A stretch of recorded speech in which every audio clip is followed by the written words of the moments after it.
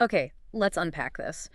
When you think of mining, you probably picture, I don't know, the gleaming gold or maybe powerful coal. Right, the valuable stuff. Exactly. But what about all the other stuff, the rock that comes out of the ground? Yeah. Today, we're diving deep into something that's often overlooked, but incredibly important: waste rock disposal. It's a huge part of the process. Our mission in this deep dive is to take a whole stack of information that explains the surprisingly complex world of waste rock and really pull out the most important nuggets of knowledge for you, our listener. Uh-huh. We'll explore what it actually is, why it matters so much, and, how engineers are tackling the massive challenges it presents. And what's really fascinating here, I think, is the sheer amount of thought and ingenuity that goes into managing something that is, well, by definition, waste. Right, you just think they pile it up somewhere. Exactly.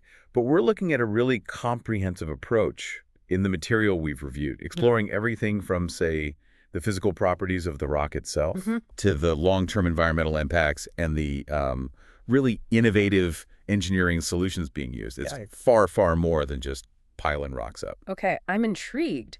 Prepare for some surprising facts then, and hopefully a much clearer picture of an industry often just seen as extraction. But which involves these incredible feats of planning and environmental stewardship. So let's start with the basics then. What exactly is waste rock? You sometimes hear it called spoil or mullock. Yeah, those are other terms. It's essentially all the material of the rock that has to be excavated just to get access to the valuable ore body. How simple is that? Well, mostly. Yeah. And the information available to us explains how it can be called overburden if it's sitting right on top of the ore, Okay. or interburden if it's found, say, between coal seams in a layered situation. Okay. And a really critical concept here is the stripping ratio. Have you come across it? Stripping ratio, vaguely. It's the ratio of waste to ore, right? Exactly. It's a ratio of waste rock to the actual ore you recover. So if you hear a stripping ratio of, say, 3, that means 3 tons of waste are dug up for every single ton of ore. Precisely. Wow, that's a significant amount of rock just being moved around. It really is. And here's where it gets really interesting. Underground mining generally produces much smaller quantities of waste rock compared to these massive surface operations like open pits. Right, because they're more targeted, I suppose, tunneling straight to the ore. In essence, yes. Now, the stripping ratio for an open pit mine, it's heavily influenced by things like the ore body's size and shape, its economic value, of course, Opulence. and even the pit's overall shape, which is often designed with slope stability very much in mind. Keeping the walls from collapsing. Exactly. Now, for low-grade ore bodies, or maybe low-value stuff like limestone or lignite, you might see low stripping ratios, maybe less than 1 to 3. It has to be low to make it economic. Okay, so not much waste compared to the product. Relatively speaking, yes. Hmm. But for high-grade ores, Yeah. especially precious metals like gold, that ratio can easily be 10 or even more. 10.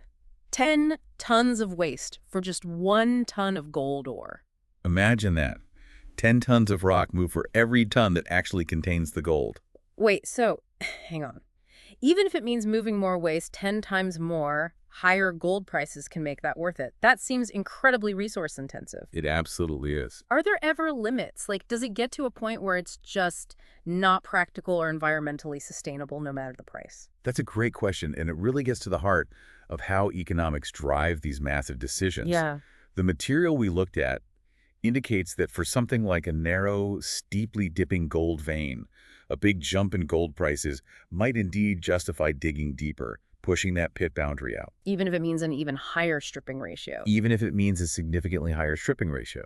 So yes, economics played a really profound part in just how much waste rock ends up being generated. Okay, so it's not just rock, right? This waste material isn't uniform at all. Not at all. Its nature, its characteristics, these are absolutely critical for figuring out the proper design and management. And the information we're looking at highlights several key properties you might not immediately think about. Okay, let's really unpack these then. First up is grading or size range. Yeah, basically the mix of particle sizes. It depends a lot on the original rock itself, the rock mass, and how it gets fragmented during the mining process, blasting, digging, etc. Okay. Smaller mines might actually need finer fragmentation just for their equipment to handle it. Right, smaller trucks, smaller crushers maybe. Exactly. While naturally weak rocks, they just tend to produce a lot of fines anyway. Fines, remind me, that's just the really small stuff. Yeah, tiny particles, think sand, silt, and clay size. Got it.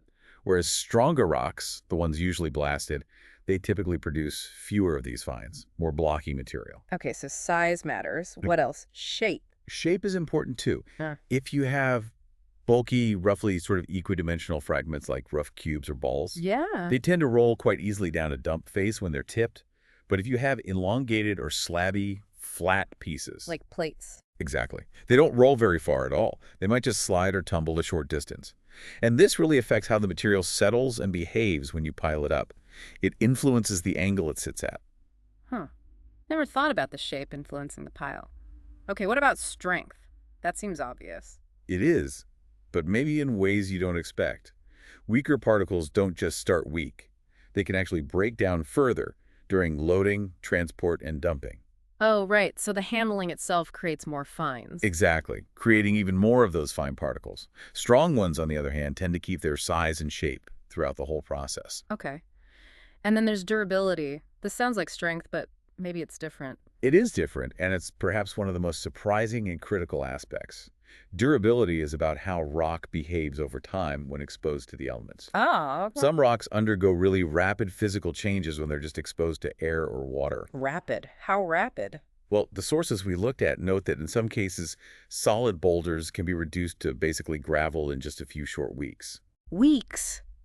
From a boulder to gravel? Yeah, and some specific types, like certain siltstones and claystones, can do something called slaking when they get wet. Slaking. It means they essentially disintegrate, breaking down into their original constituent silt or clay particles, just fall apart. So, wait, these rocks can just sort of crumble into mud when it rains? That sounds like a huge problem for stability, doesn't it? It absolutely is. I mean, a pile of rock you assume is stable could literally disintegrate into something much weaker, maybe even a flowing slurry, within weeks. That's the risk. It transforms a solid landform into potentially a dangerous mobile mass. That rapid breakdown must dramatically escalate risks for, well, stability, landslips, and downstream pollution too. Precisely. It's a major geotechnical challenge. And then there's perhaps the biggest challenge of all, the real kicker for the industry, environmentally speaking. Okay. And that's the oxidation of sulfide minerals. Sulfide minerals. Right. Like pyrite. Yeah. Fool's gold. Pyrite is a common one, yes. This oxidation is very common in waste rock associated with mining base metals, gold, and also coal deposits. And what does oxidation do? Well, two things primarily. First, it weakens the rock fabric itself, contributing to that breakdown we just talked about. Okay. But second, and more critically, it can lead to what's called acid rock drainage. You'll often hear it called ARD. Acid rock drainage, ARD. Okay, that sounds bad. It can be very bad. Okay. The research we reviewed really emphasizes that this can have serious adverse environmental impacts. And the rate acid generated varies hugely depending on the specific rock type, the mineralization, even the climate. A very serious concern. So let's connect the dots. All these characteristics, the fines, the potential to crumble, the acid generation. What does this all mean for the environment when you're disposing of millions of tons of this stuff? It means the impacts can be profound. The data we looked at really drives home the point that in many mining projects, waste rock disposal actually causes more environmental damage than almost any other part of the operation. More than the pit itself or the processing. Often, yes, in terms of overall footprint and long-term legacy. And it's usually the most visible part of the mine, too. Right, those huge piles you see. Exactly. The footprint is immense, often much, much larger than the actual mine excavation. The most obvious impact is just the physical burial of land. Yeah.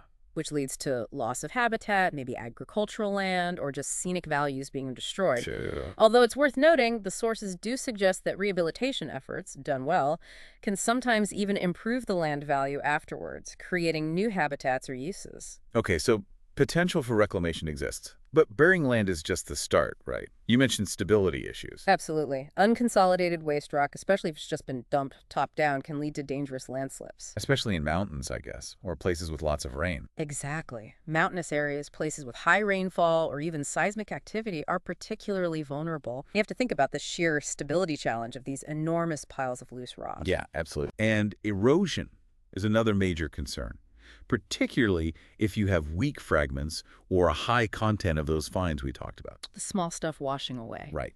This can dump huge amounts of sediment into downstream rivers and streams. Which clogs them up, kills fish. It damages aquatic habitat, certainly. And it can even affect water use further downstream for drinking water supplies or irrigation. Okay. There's actually a specific example cited from northern Luzon in the Philippines back in the 1970s and 80s. Uncontrolled dumping of waste rock led to so much sediment Yeah. that it clogged up irrigation ditches and even deposited directly onto rice paddy fields. Wow. So it directly impacted farming. It caused lower crop yields, which led to significant social unrest in the area, and ultimately contributed to the government bringing in stronger environmental legislation. A direct line from waste rock to social impact and policy change. Indeed. But of all the impacts, the information we have is very clear. Acid rock drainage, ARD, is by far the most serious, most challenging long-term issue. More than landslips or erosion. In terms of long-term widespread ecological damage, often yes. There are documented cases where vast stretches of rivers, hundreds of kilometers, were acidified by ARD from mine waste. And what does that do? It leads to severe reductions in aquatic life, sometimes even the total destruction of the ecosystem in those river sections. Just wipes it out. Effectively, yes. Consider the OK Tedi copper project in Papua New Guinea. It's a well-documented case. Okay, what happened there? The accounts describe how, for many years, around 40 million tons of waste rock annually were discharged directly into the OK Tedi River. 40 million tons a year into a river. Hectare, which then flows into the much larger Fly River system. Now, the OK Tedi itself is quite high velocity, steep. So it carried the sediment away initially? Initially, yes. It transported the sediment downstream, but then it reached the Fly River where the landscape flattens out, the flow velocities decrease. And the sediment dropped out. Exactly. It accumulated downstream in the Fly River. This led to elevated riverbed levels, causing more frequent and widespread overflows, flooding, Oh, wow. and deposition of this mine-derived sediment over something like 1,300 square kilometers of adjacent forest and floodplain. 1,300 square kilometers, that's enormous. It caused immense damage, loss of livelihoods for residents in up to 130 villages who relied on the river and the floodplain. Unbelievable. What was the outcome? It resulted in significant compensation payouts from the mining company and also mandated redirection of profits into regional development projects, a huge environmental and social cost. Yeah, it's really sobering, isn't it, to think how these complex engineering decisions, or maybe lack of adequate decisions back then, directly translated into lost livelihoods and social unrest in places like northern Luzon and the OK Tedi region. It's a stark reminder. What these cases fundamentally show, I guess, is that maybe trying to save costs up front on waste management can lead to exponentially greater environmental, social, and ultimately financial costs down the line. It completely shifts the long-term economic calculation of a mining project. You need incredible foresight. That's exactly right. It demands meticulous, long-term planning. So given these huge potential impacts, how do engineers and planners approach waste rock disposal now? What are the goals? Well, the guidance we looked at outlines very clear objectives. It's all about minimizing environmental damage. Okay, so number one, minimize the footprint, the area disturbed. Makes sense. Yes.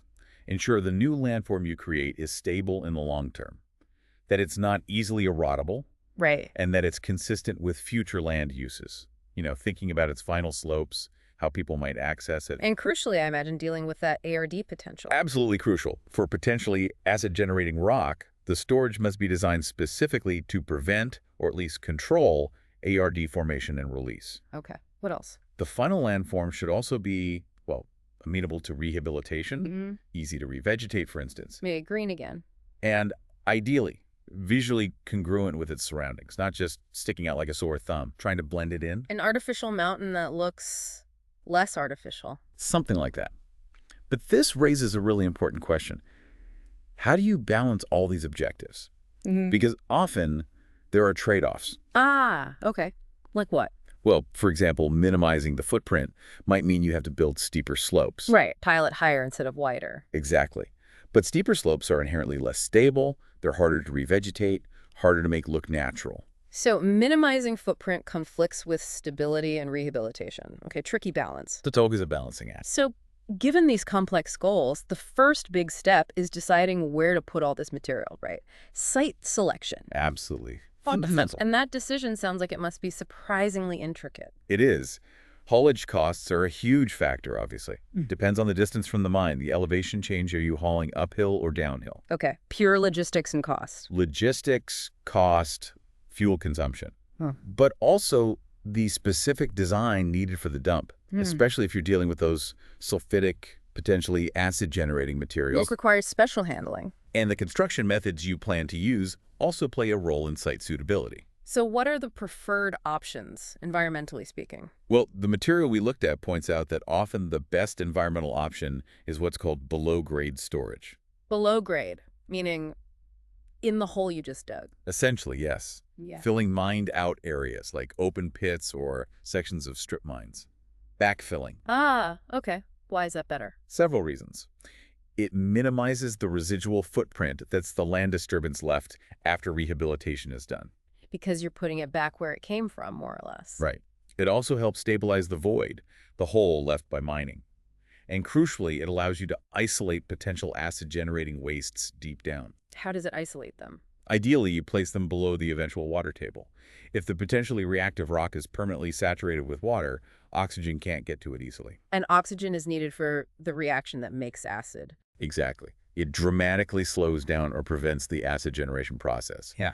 And it makes it much harder for any contaminated water to reach the surface environment. Clever. So putting it back in the pit is often best. Is that common? It's very common in strip mines, pretty standard practice. Also used in shallower surface mines.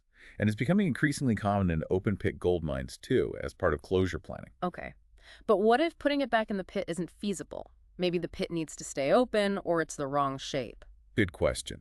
If below grade isn't an option, the next best choice is often using natural depressions in the landscape, like valleys. Filling in a valley? Essentially creating a valley fill structure. Yeah. But valleys usually have streams or creeks running through them. Right. So you have to deal with the water. You absolutely need to accommodate the surface drainage. You might need to build large culverts or diversion channels around or beneath the waste rock. Complicated. It can be. The most ideal valley sites are usually right at the heads of valleys, the very top, where there's very little upstream catchment area generating water flow. Ah, less water to manage. Precisely. But those headwater valleys might be quite far from the mine site itself. Leading back to those haulage costs again. Always a factor. Okay, what about flatter areas if there are no pits or valleys nearby? On flat plains, proximity to the mine becomes the key driver, trying to minimize those haulage distances. You end up building engineered mounds or plateau-like structures. Right.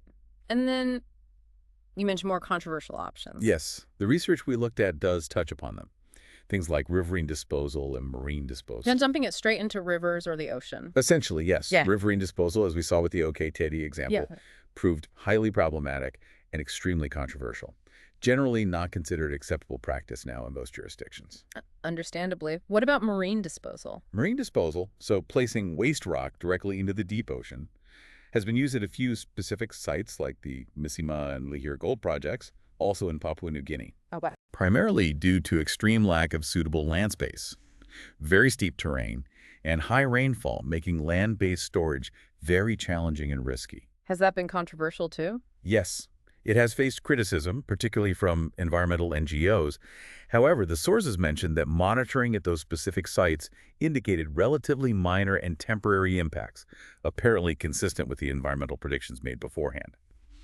But it remains a contentious approach. Okay, so location chosen. Let's say it's a valley fill or a mound on a plain.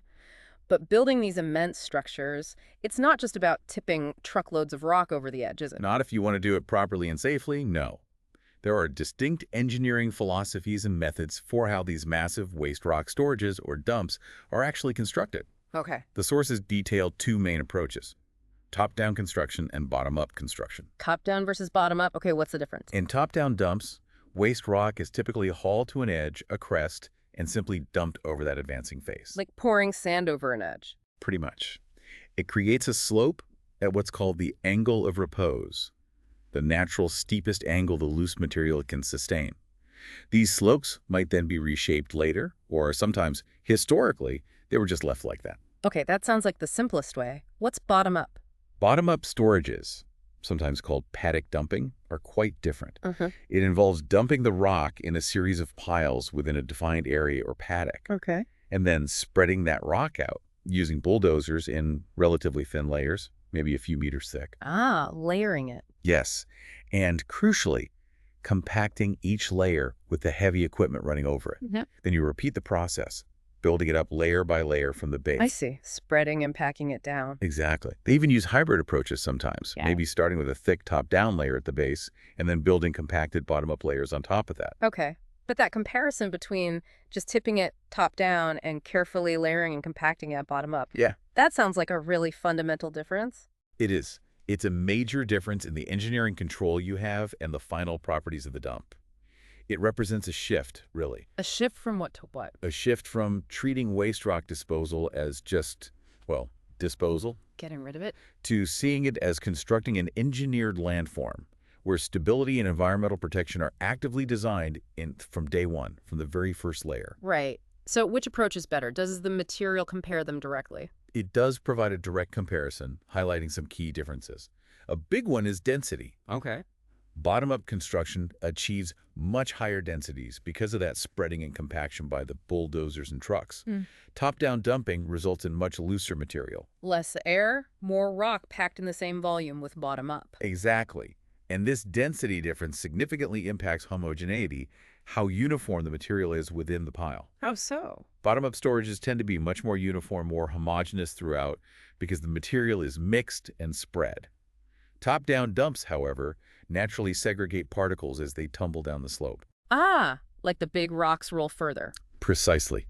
The larger fragments tend to roll right down to the foot or toe of the slope, while the finer particles, those fines, They stay near the top where they were dumped. they tend to stay near the crest. So you get this vertical sorting, which means the properties aren't consistent through the dump. Okay, density and homogeneity are different. What are the implications of that? Huge implications, especially for settlement. Things sinking over time. Exactly. Top-down dumps, being looser and less uniform, tend to settle substantially over time. And often it's differential settlement.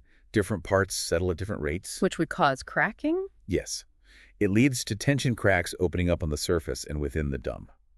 And these cracks can become pathways for rainfall to get deep inside, Oh. potentially causing internal erosion, localized saturation, weakening the structure, and increasing instability risks. Okay, that sounds bad. What about bottom up? Bottom-up storages, because they start much denser and more uniform, experience far less overall settlement and much less differential settlement, so significantly less cracking. More stable from the start. Inherently more stable, yes. Yeah. And this leads to another crucial point, dealing with that acid-generating waste we talked about. ARD potential. How do the methods compare there? Critically different. For acid-generating waste encapsulation, trying to bury the reactive rock safely, bottom-up storages are considered suited. Because you can control where it goes. Yes, you can place specific layers of reactive waste, then cover them carefully with benign material, compacting it all to create a controlled, engineered structure. And top down. Top-down dumps are generally considered unsuitable for safe encapsulation Why? because you have very little control over exactly where the material lands on that slope.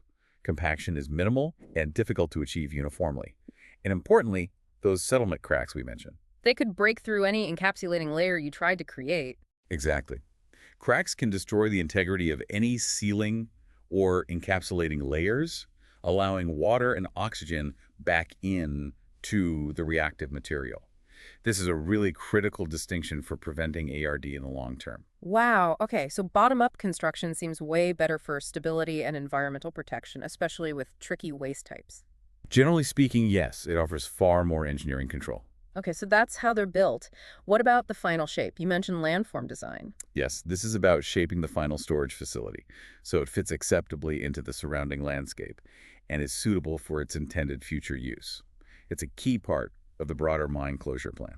So not just leaving a giant pile, but actually trying to sculpt something. Like you said, maybe creating new hills or plateaus. Exactly. You're not just piling rocks up. You're potentially sculpting new large-scale landscape features. It's quite a transformation, as you say. What kinds of shapes can they create? Various landforms are possible. In mountainous areas, you might see single or multiple terraces cut into the overall slope.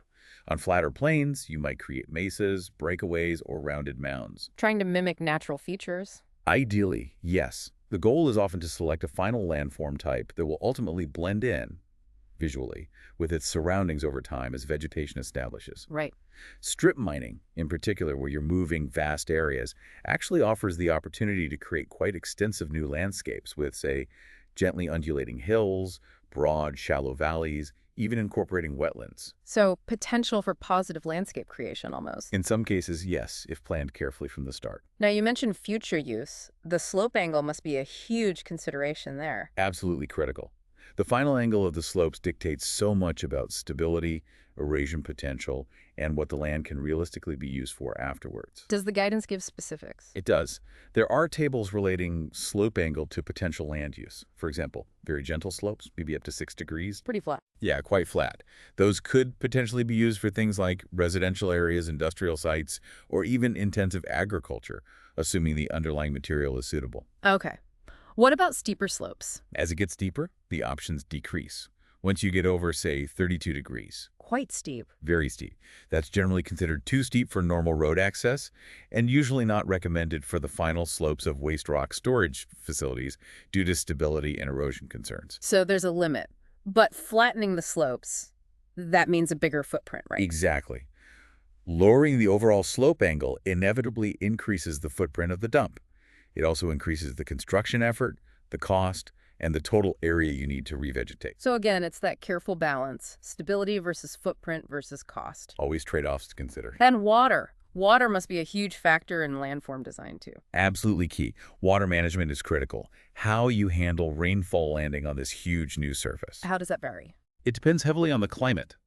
In arid or semi-arid areas, you might actually want to encourage rainfall infiltration to support vegetation growth. How do you do that? You might use concave surfaces that collect water, maybe surface treatments like pitting or moonscaping, creating small depressions and building berms or benches that slope slightly back into the slope to hold water. Okay, trapping the water. What about wet areas? In wet tropical areas, you typically want the opposite. You want to minimize infiltration into the waste rock pile, especially if there's ARD potential. So you want to shed water quickly. Precisely. You design convex surfaces that shed water outwards and use outwardly sloping berms to promote rapid runoff into engineered drains. And all this requires a drainage network. A robust drainage network is essential. Channels, culverts, drop structures. And potentially lining those drains, especially on steeper sections, to prevent the flowing water from scouring and eroding the channels themselves. Lots to think about just in shaping the pile. It's complex geomorphic design, really. So, okay, the landform is built, the shape is right, the water's managed. Is the work done? Not by a long shot.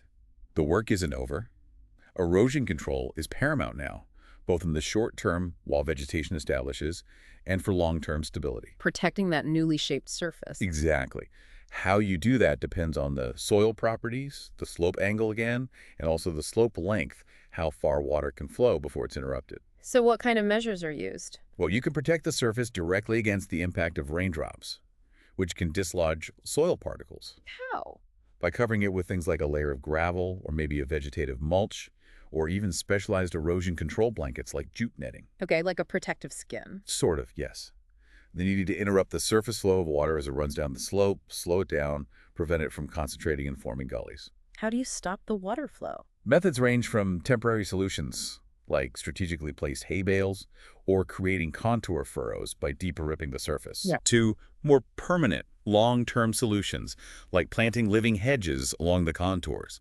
Vetiver grass is specifically mentioned in the sources as being very effective for this. A grass hedge to stop erosion. A very dense, deep-rooted grass, yes. Or constructing small stone walls along the contours. And these need to follow the shape of the land. Absolutely. They need to be oriented along the contours, and their spacing is critical, how far apart they are. Closer together on steeper slopes? Exactly. The sources indicate spacing can range from maybe 500 meters apart on very gentle slopes down to just 6 meters apart on very steep ones. It's all about breaking up the flow path of the water frequently where it has more energy. Makes sense. And ultimately, the best long-term protection is establishing appropriate, sustainable vegetation cover, getting plants growing. That's the ultimate goal for long-term erosion control and blending the landform back into the environment. So it really is about thinking decades, even centuries ahead for this new landscape you've created. That's the time scale you have to consider, yes. Which naturally leads, I suppose, to monitoring. You can't just build it, plant it, and walk away. Absolutely not. Monitoring is critical. It's not a one-time check. It has to be ongoing, a continuous process of observation and assessment. What are they looking for? It depends partly on the construction method. Yeah. For those large, top-down waste rock dumps, the looser ones, yeah, frequent, maybe even daily detailed inspections are crucial, specifically looking for any signs of cracking. Those settlement cracks you mentioned. Or worse. Exactly. And it can be challenging sometimes to distinguish between normal settlement cracks and cracks that might indicate the beginning of a larger slope failure, which would require urgent geotechnical advice. How do they tell the difference? Generally, settlement cracks are often roughly parallel to the advancing dump face. But if you see curved cracking, maybe with vertical steps or scarps forming, that's a much stronger indication of potential shear movement and instability. Okay, a warning sign. A serious warning sign. And any surface cracks found, settlement or otherwise, must be filled promptly to prevent rainfall from getting inside and creating those internal water pathways that could lead to further saturation, internal erosion, and more significant instability down the track. Okay. What about the bottom-up compacted dumps? Do they need less monitoring?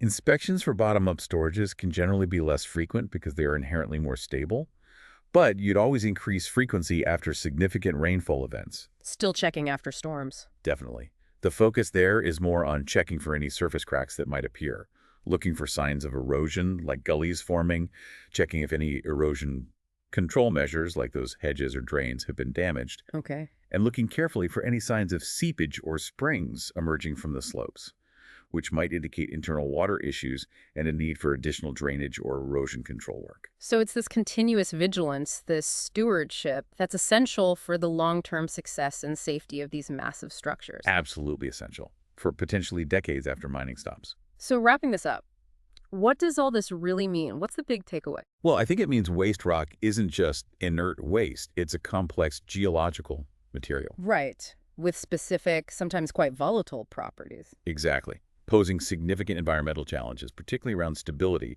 and that acid rock drainage issue. But it's also an area where some incredible engineering and innovative design are making a real, measurable difference in managing those risks. That's right. If we connect this to the bigger picture, it really highlights that modern mining isn't just about extraction anymore. It's also about profound reshaping of landscapes. Yeah. And that comes with immense long-term responsibilities. The critical thinking here, for me, lies in understanding the sheer scale involved and the multi-generational commitment needed to manage these materials safely, especially given the ARD potential. Decades or centuries, you said. Potentially. It truly demonstrates that even something labeled waste can be in itself a complex geological and engineering challenge that demands really careful management and forward-thinking, innovative solutions. It really makes you think, doesn't it? About how probably every industry has its waste products and the hidden complexities behind managing them safely and responsibly. That's a good point. Perhaps it prompts you, the listener, to consider what other seemingly simple waste products, maybe from industries totally unrelated to mining, might have equally complex hidden challenges and perhaps equally ingenious solutions being developed behind the scenes. Something to mull over.